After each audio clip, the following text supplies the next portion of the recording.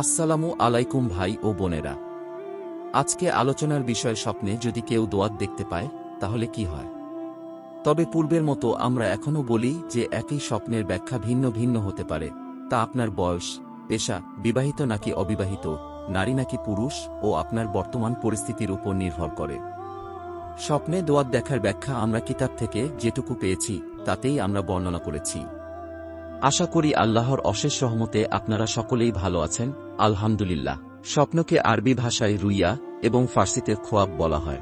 হযরত হুরায়রা রাদিয়াল্লাহু আনহু থেকে বর্ণিত, রাসূলুল্লাহ সাল্লাল্লাহু আলাইহি ওয়াসাল্লাম ইরশাদ করেছেন, রুইয়ায়ে সালেহা তথা ভালো স্বপ্ন আল্লাহর নিকট থেকে দেখানো হয়।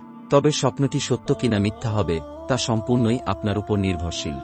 ইসলামিক হাদিস অনুসারে যদি আপনি পাক পবিত্র অবস্থায় ডান কাঁধ হয়ে ঘুম আসেন এবং রাত 12টার পর থেকে ফজর আজানের আগে যদি কোনো ভালো স্বপ্ন দেখে থাকেন, তাহলে এটি আল্লাহর নিকট থেকে দেখানো হয়েছে এবং খুব অচিরেই আপনার স্বপ্নটি সত্য হবে ইনশাআল্লাহ। স্বপ্নের এই ব্যাখ্যাটি আমরা ইবনে সিরিন রহমতুল্লাহি আলাইহি এর স্বপ্নের তাবির বই থেকে নিয়েছি।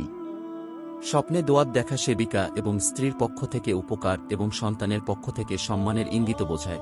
যে ব্যক্তি স্বপ্নে দোয়াত দেখল যে সে একটি দোয়াত দ্বারা লিখছে, তাহলে এর ব্যাখ্যা হবে সে একটা সেবিকা ক্রয় করবে এবং তার সঙ্গে সহবাস করবে, কিন্তু তার কাছে সেবিকার কোনো মূল্য থাকবে না। কারো মতে যে ব্যক্তি স্বপ্নে দেখল সে একটা দোয়াত পেয়েছে, তাহলে এর ব্যাখ্যা হল সে তার স্ত্রী বা কারো সঙ্গে ঝগড়ায় লিপ্ত হবে, তখন সেখানে কোনো ভালো সাক্ষ্যদাতা বিদ্যমান থাকলে সে তাদের কাছে স্ত্রীকে বিয়ে করবে। এই রকম আরও ইসলামিক ভিডিও পেতে আমাদের চ্যানেলটি এখনই সাবস্ক্রাইব করুন এবং পাশে থাকা বেল আইকনটি বাজিয়ে দিন।